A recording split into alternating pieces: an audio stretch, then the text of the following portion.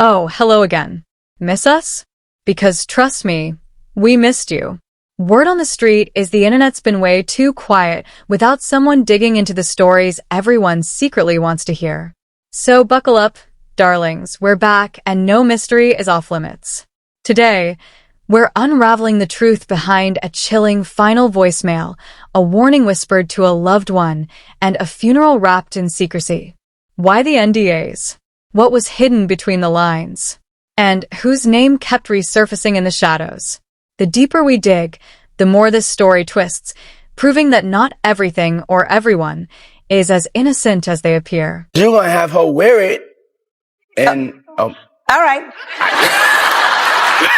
Yo, Ella, we go so far back. You don't tell these people how far back we go. I know, but I wear t-shirts. I don't know what that means. Anyway, all right. Let's. I mean, you roll that. Okay, all right. I keep this take two if the joke didn't work. I No, it's okay. I don't want no problems. No, it's okay. No, hold on. Hey, so cheers. Hey. Ellen, I heard you were sick, and look what I got you. Your boy. So whenever you get sick, you can have this. Okay, well, maybe I have one at your house. Where's that? Now, what time would your party start, let's say? Like 9:30. Really? That early? Yeah. I could make that. Yeah. But I could think of you of starting a party at like midnight. Like, what time will it go till? That's a different type of party, though. Uh-huh. It'll go from like 9:30 to like maybe 3 o'clock, 3 o'clock. And then, we have the top 2 floors of the hotel. And then it will carry on there? Yeah. Then No, I mean the after party. No, I know about them.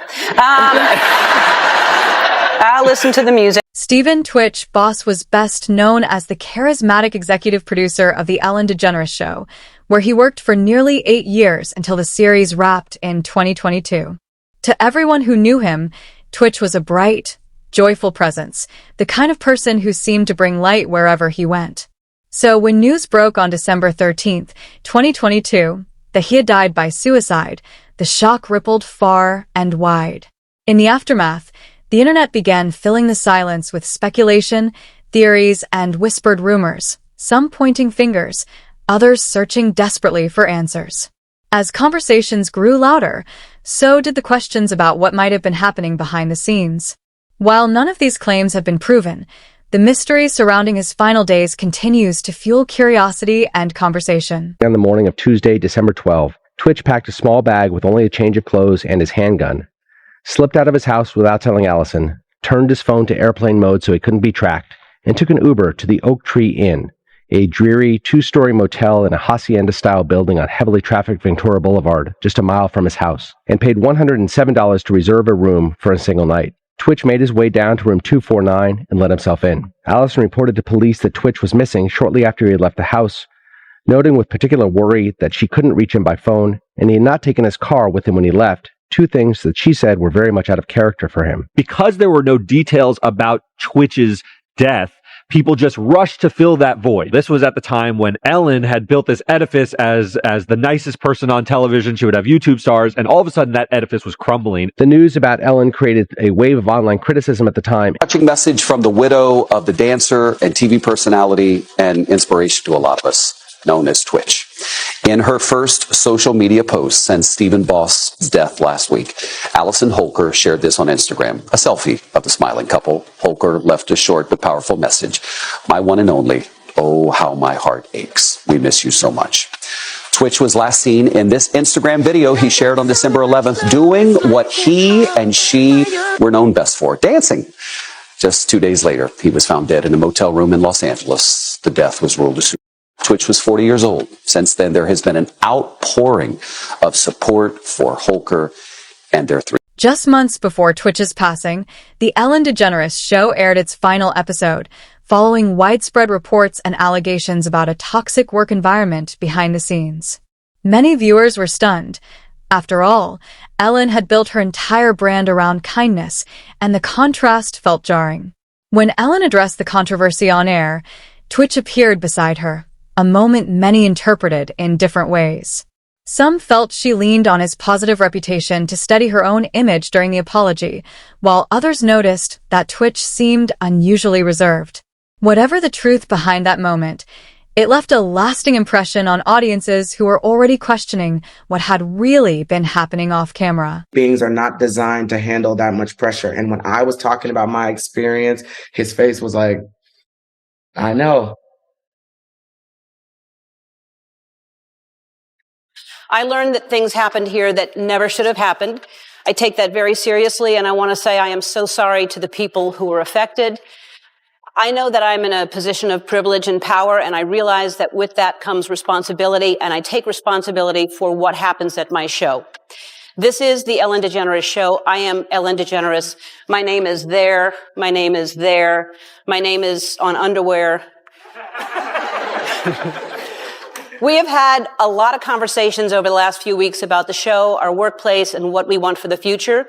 We have made the necessary changes, and today we are starting. Rumors have been swirling online about the circles Ellen was said to move in, the kind of elite, exclusive gatherings that the internet loves to turn into legends. Whispers claim that Twitch may have witnessed something he shouldn't have, something that left him uneasy. These parties, at least according to online chatter, allegedly involved some of the most powerful players in entertainment, and the theory suggests that Twitch, through his close connection to Ellen, may have stumbled into a world far darker than he ever imagined. As speculation spread, some people claimed he tried to quietly pull away, while others, more dramatic in their theories, believe he was silenced before he could share what he knew. Adding fuel to the fire, Ellen's low-profile departure from the spotlight sparked even more questions. Online communities began drawing their own lines between her and other controversial figures, weaving a narrative full of secrets, shadows, and eerie coincidences. Whether any of it is true, or simply the internet creating its own mythology, the speculation hasn't stopped, and the story only seems to grow more tangled the deeper people dig. Hey, everybody. Everyone is in pain and trying to make sense of it, and we'll never make sense of it. And the holidays are hard, I think, anyway. But to honor Twitch, I think the best thing that we can do is to laugh and hug each other, and play games and dance and sing. Twitch joined the comedian's talk show in 2014 after she hired him for the role. Over a decade ago, I met someone who changed my life and our show. And I'm talking about you, Twitch. Come here.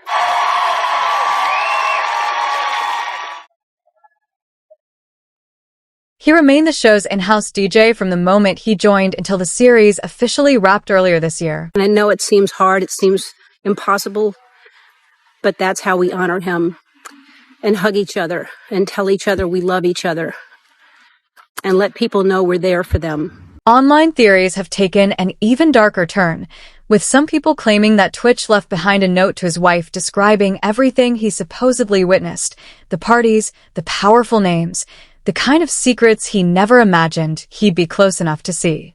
According to these circulating rumors, he wrote that he'd been pressured into staying quiet and that people he once trusted weren't who they appeared to be. From there, the internet narrative grows even wilder. Some posts describe an alleged voice note meant for Ellen, a recording that, based on these unverified stories, laid out everything he feared. The message has never surfaced publicly, but threads on forums and screenshots from mysterious DMs insist it existed. Some say Allison still has it. Others claim it vanished, deleted, or taken in the chaos that followed his death. None of this has been confirmed, but the speculation alone has been enough to keep the story alive, twisting and reshaping itself with every new rumor that emerges. Learning more tonight about the tragic suicide of Stephen Twitch Boss and the detailed steps he took to hide his plans.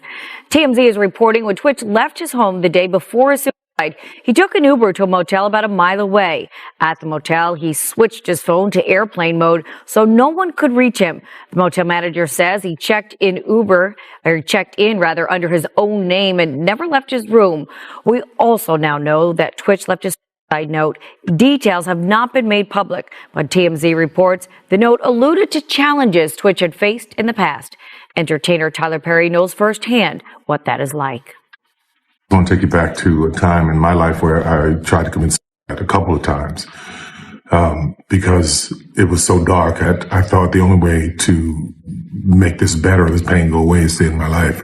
Had any of those attempts happened, I would have missed the best part of my life. In 2024, the internet lit up when Ellen announced she would be leaving the country indefinitely, a decision that happened to come right after authorities raided Diddy's Miami mansion. The timing was too perfect for online sleuths to ignore. Around the same time, fans noticed that Ellen, who had been blonde for nearly her entire career, suddenly changed her look and quietly relocated to England to start fresh. To many, the coincidence felt suspicious. Why step out of the spotlight so abruptly? Why the drastic image shift? And why now, just as Diddy's world was collapsing under a wave of allegations? Theories spread quickly, each one trying to connect that may or may not even exist. Whether it was simply a personal reinvention or something more, the internet wasn't about to let the timing go unnoticed. In their minds. She sounded so sincere, didn't she? Very she could sincere. Virtually choke on her words. But the best one for me is Ellen DeGeneres, who is, by the way, a very nasty person. I've had dealings with her in Australia. Bit of could I tell you some stories about that cow? But anyway, good riddance to her. But she was quite friendly with that P. Diddy bloke, wasn't she? Well, this is why I say release the Diddy files. Yeah. Release the Diddy files. Come on, Donald Trump. We want to know whose name. So maybe she's hightailing out of there before all that is thrown at her as well. But what a bunch of hypocrites. Ellen DeGeneres and her wife, Portia de Rossi, have reportedly fled the US, bound for the UK, after Donald Trump's landslide victory. Numerous publications are reporting the couple have left the United States permanently. There are also reports the couple have put their Montecito mansion on the market. Entertainment publication The Wrap has the exclusive story and said, Ellen DeGeneres and wife Portia de Rossi have moved to rural England, put their Montecito estate on the market, and plan to never return to the United States, telling friends the election of Donald Trump was their primary motivation. Ellen DeGeneres has been a vocal Trump critic, so the move doesn't come as a surprise to most. You're really bad. If you had to be stuck in an elevator with either President Trump, Mike Pence, or Jeff Sessions, who would it be? Does one of us have to come out alive?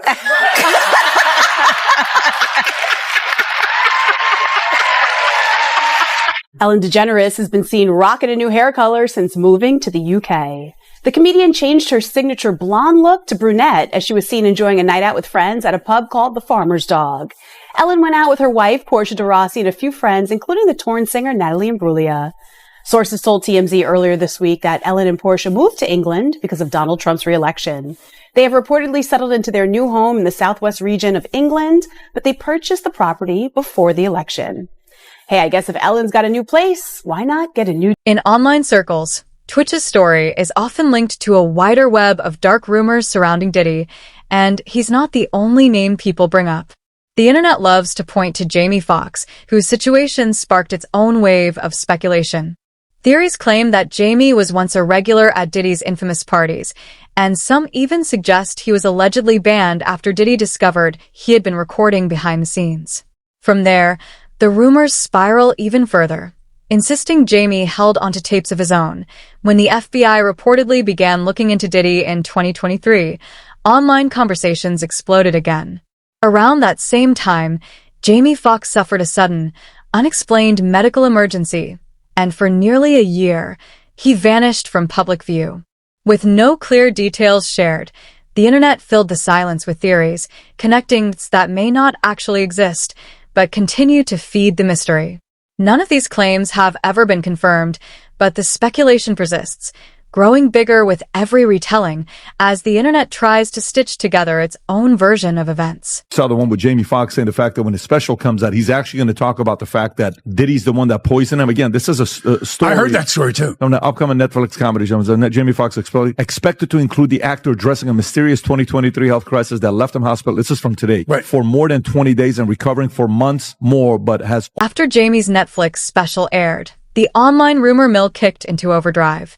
A few weeks later, reports surfaced that Jamie had been involved in an incident at a Beverly Hills hotel, an event that left him shaken and injured. Almost immediately, Internet theorists began drawing their own conclusions, insisting the timing was far too convenient to ignore. To them, it looked less like coincidence and more like a warning. In these speculative narratives, the message was clear: get too close to the truth, and someone makes sure you feel it. While none of this has been proven, the theories have only fueled the darker mythology surrounding Jamie's disappearance and sudden return to the public eye.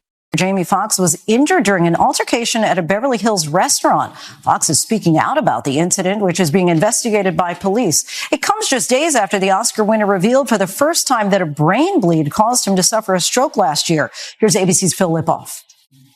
Tonight, actor Jamie Foxx is recovering after an altercation at his birthday dinner in Beverly Hills left him needing stitches. Local police received a call about an incident at the high-end Mr. Chow restaurant near Rodeo Drive just after 10 p.m. Friday night. A representative for the actor saying someone from another table threw a glass that hit Foxx in the face. It's unclear whether Foxx was involved in the fight or merely a bystander. No arrests were made, but the investigation remains ongoing. It has already been an eventful month for the Oscar winner. In his recently released Netflix stand-up special, Foxx opened up about the mysterious health crisis that put him in the hospital for several weeks last year. I was fighting for my life, but I'm here in front of you. Foxx telling the audience a doctor gave his family a grim diagnosis. He told my sister some horrible news about her big brother. He said he's having a brain bleed has led to a stroke. But now, the actor is proud he beat the odds. Said I couldn't walk, but look at me now. And Lindsay, Foxx appears to be keeping this positive attitude through this latest incident, writing on social media this morning, "The devil is busy, but I'm too blessed to be stressed." Lindsay? Foxx seemingly brushing it off. Phil. Once again, Diddy seems to have slipped through the cracks. Despite alleged videotape evidence, hundreds of witness statements, and even physical evidence linking him to serious accusations, he was ultimately found not guilty on the most severe charges. The official verdict stated that he was guilty of transportation for alleged purposes involving ex-girlfriends Cassie and Jane, but not guilty on the more serious charges of racketeering, conspiracy, or sexual offenses. Many were left stunned. One person commented, "That Diddy verdict doesn't even make sense. How are you not guilty of sex but guilty of transportation?" Another replied, "Exactly. It's like charging someone for driving the getaway car, but saying the robbery never happened." The public reaction was a mix of disbelief, confusion, and heated discussion, highlighting just how controversial the ruling has become. But he's going to get the maximum. The judge will give him the maximum, just like they gave O.J. Simpson the maximum in Vegas, because he got off Simpson in L.A. when he clearly killed these two people. And then when they got a second crack at him on a minor beef, relatively, of theft, they sentenced him to heavy time. So Diddy will go to prison, and he should. He's evil. And I say that because I just wrote a book called Confronting Evil. Yeah, he used narcotics and violence to coerce people to do what he wanted to do. That's evil. Sorry. Go ahead, Okay, Stephen. Now, back to Trump. Well, hold on. Stephen wants to weigh in on what you just said. Go ahead. Okay. Only thing I want to weigh in, I don't want to castigate the entire culture. I'm tired of, we see pictures of a few bad apples conducting themselves in very disgusting manners and thinking that that's the entire industry. I'm a guy that was raised in the hip hop industry. I know an abundance of hip hop artists and beyond who have never engaged in, never been accused of, never would think of putting themselves in the kind of positions. Well, the verdict is in. Sean Diddy Combs has been convicted on 2 counts of transportation of his ex-girlfriends to engage in prostitution, but cleared of the most serious charges against him. The music mogul has been found not guilty of racketeering conspiracy and 2 counts of sex trafficking. The charges he has been found guilty of are connected to his 2 former partners, including singer Cassie Ventura and a former girlfriend being referred to as Jane. In the U.S., it is a crime to knowingly transport any person with the intent that they engage in prostitution or illegal sexual activity. The 12-person jury deliberated for 3 days before reaching the verdict. The maximum penalty for each of the 2 guilty counts is 10 years in prison plus a fine. How you doing? Not bad. How are you? Anything you want the public to know? Not yet. We'll be saying something soon. We're hopeful that ultimately he receives a substantial sentence for what he's done. And, we're pleased that Cassie's brought to light everything that has happened in this trial. I just spoke with her and with the U.S. Attorney's Office team. And she's in a good place. She's pleased that, again, that the jury has found him liable, guilty of 2 federal crimes. It's absolutely a win. The defense took a really big gamble going to trial on this case. Really, any time that a defendant chooses to go to trial against the federal government, it's a big gamble. They have a lot in their favor, and it really paid off for Combs. Today's a great victory. It's a great victory for Sean Combs. It's a great victory for the jury system. You saw that the Southern District of New York prosecutors came at him with all that they had. They're not stopping, but one thing stands between all of us and a prison, and that is a jury of 12 citizens. And we had a wonderful jury. They listened to every word, and they got the situation right, or certainly right enough. They acquitted him of the sex trafficking, which he was absolutely innocent of. They acquitted him of the racketeering conspiracy that he was absolutely innocent of, and all of the components to it. The kidnapping, he was innocent of that. The arson, he was innocent of that. The obstructing justice, he was innocent of that. And that is no longer just me saying that. That is the verdict of our jury. Diddy's sentencing is scheduled for October, and he now faces a potential maximum of 20 years in prison. Whether he will actually serve that full term remains uncertain. Some fans speculate he could walk away with far lighter consequences, possibly just 6 months of probation and some community service. For now, the judge has denied bail, meaning Diddy will remain in custody until the sentencing date arrives, keeping the public and online commentators on edge. We know that sentencing hearing scheduled for the fall. Sean Diddy Combs has already been in custody for about 9 months now, and he's also facing dozens of civil lawsuits. What more does he have ahead of him before that hearing? We know, I think it's on October 3rd. October 3rd at 10 a.m. is when Sean Combs is going to be sentenced for his conviction on 2 counts of transportation for the purposes of prostitution. Each of those counts carries a maximum penalty of up to 10 years. And so prosecutors pointed out in their letter to the judge his total exposure is 20 years in prison. And the judge today, Whit, said that Combs's propensity for violence was starkly depicted on that 2016 hotel security camera footage that may well factor into the judge's sentencing decisions. In the meantime, Sean Combs will continue to be incarcerated at MDC in Brooklyn, the federal jail in Brooklyn, where he's been since his arrest. Concerns for Cassie's safety have escalated. Her lawyer has petitioned the court to keep Diddy in custody while awaiting sentencing, arguing that he poses a potential threat to her and other witnesses. In a letter to Judge Arun Subramanian, attorney Douglas Wigdor emphasized that Cassie fears retaliation against anyone who testified against him, including herself.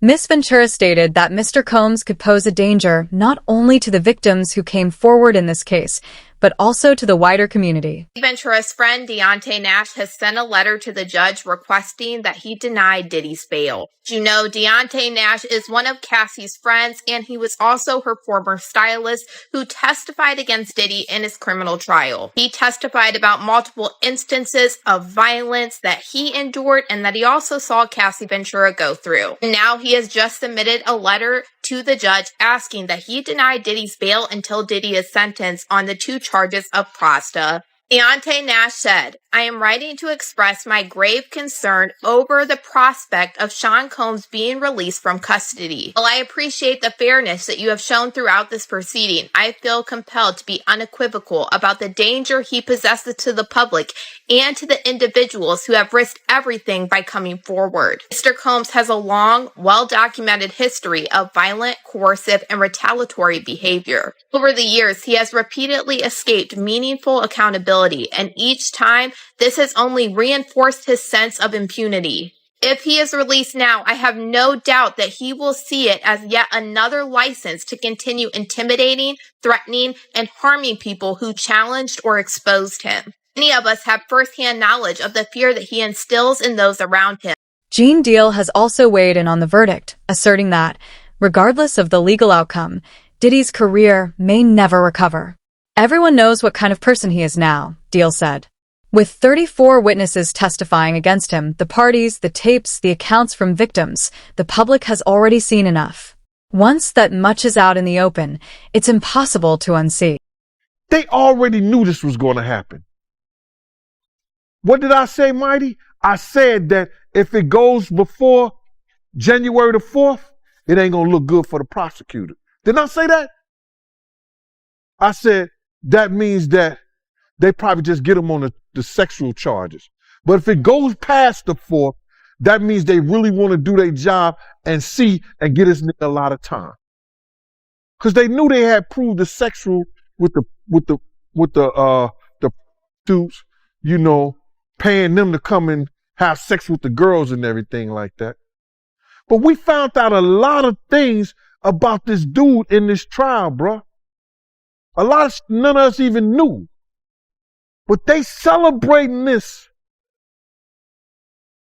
This dude is psychotic. I don't care what you say, bruh. You look at some of the stuff that he did, and like I say, that's what's good in the hood now. Rumors have circulated that Diddy is targeting those who spoke out against him. According to celebrity security figure Roger Bonds, Diddy allegedly put out a hit on Gene Deal and reportedly paid people to confront him physically. These claims point to a pattern of intimidation.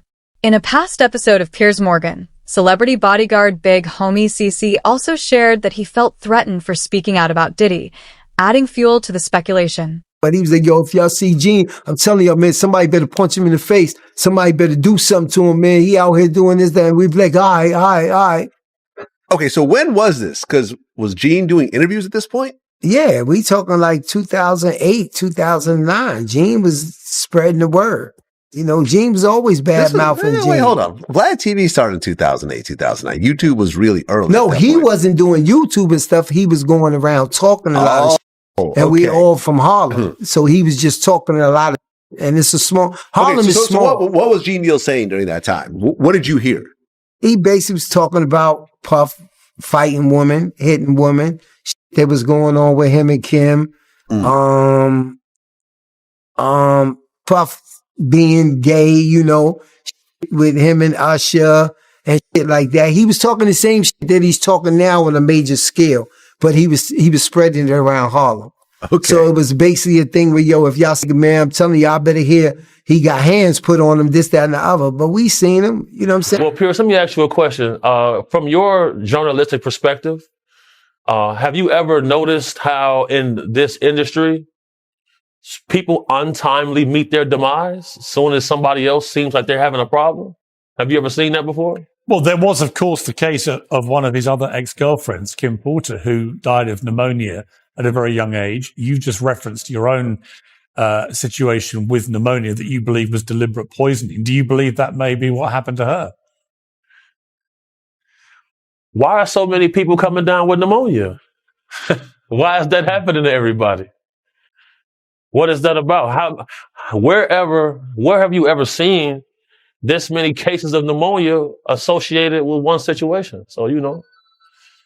There were rumors. I'm not saying. Well, I was going to mention on this that there have been rumors circulating online that Diddy may have poisoned Jamie Foxx, which caused his 2023 hospitalization. In his Netflix show, he compared Combs to the devil in revealing his near-death experience after a brain bleed and stroke. He said, I say this all the time. I saw the tunnel. I didn't see the light. It was hot in that tunnel. I thought, shit, have I gone to the wrong place? I looked up the end of a tunnel and I thought I saw the devil saying, come on. Or was There you have it, another life overshadowed by Hollywood's glittering facade. A beloved dancer, a global icon, a man who could light up any room, now reduced to a footnote in a scandal most prefer to ignore. Twitch tried to warn us. His note wasn't just a goodbye, it was a roadmap. But the industry worked hard to erase the trail. And where does that leave him? Even with the walls closing in, his presence lingers. October is approaching, along with his sentencing. Will justice finally be served, or will the system shield yet another star with too many secrets and too much influence? As always, we'll be watching.